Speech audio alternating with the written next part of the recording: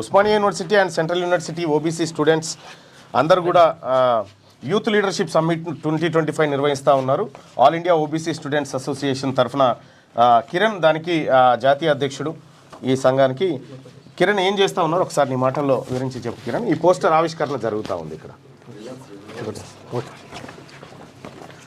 ఇది actually 8th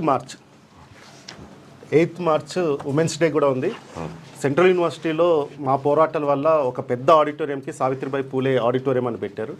దాంతోపాటు ఎక్కడ సెంట్రల్ యూనివర్సిటీస్లో ఎక్కడ కూడా లేదు ఓబీసీ గోల్డ్ మెడల్ కూడా ఇంట్రడ్యూస్ చేశారు మన పోరాటాల వల్ల.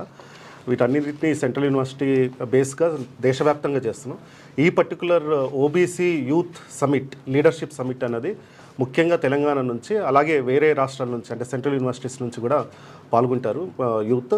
ఇందులో ఒక 5 సెషన్స్ పెడుతున్నాం అన్న.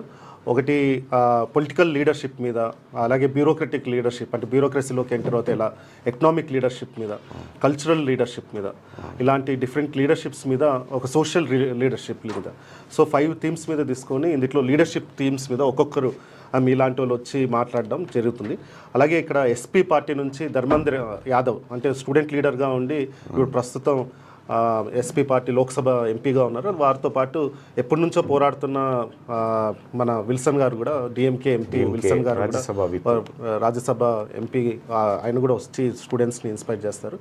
అలాగే కనిమౌళి గారికి కూడా చెప్పాము, కనిమౌళి గారు కూడా జాయిన్ అవ్వచ్చు ఈ ప్రోగ్రామ్కి.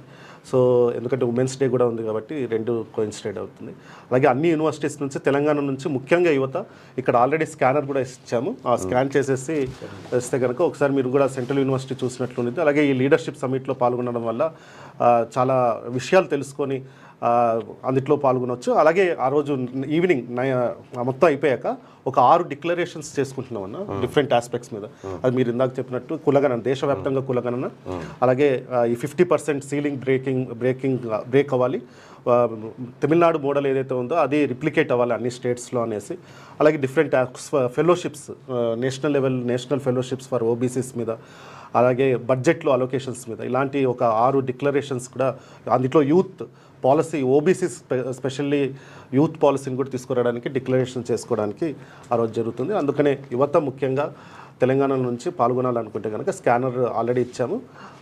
ఆ స్కానర్ అయితే ఫోన్ నెంబర్ కూడా ఇచ్చాము, కింద ఫోన్ నెంబర్ కూడా ఇచ్చాము.